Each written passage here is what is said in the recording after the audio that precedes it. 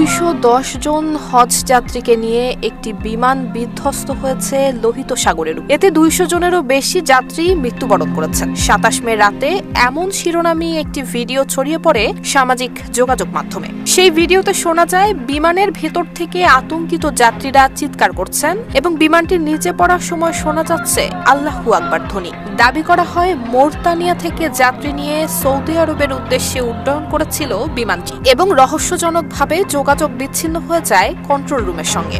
ঘটে ভয়াবহ দুর্ঘটনা, জানিয়ে ব্যাপক উদ্বেগের সৃষ্টি হয় সামাজিক যোগাযোগ মাধ্যমে। শিয়া বাটার ও ভিটামিন ই সমৃদ্ধ lily glam beauty soap. Lily, always beautiful. তবে এবার এই ভিডিও নিয়ে সামনে এসেছে নতুন তথ্য।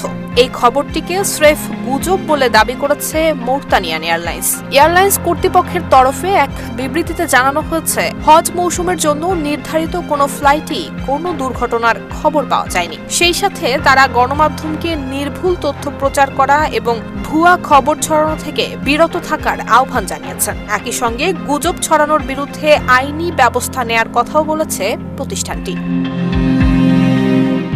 নুসরাত জাহান মেহেক, ঢাকা পোস্ট।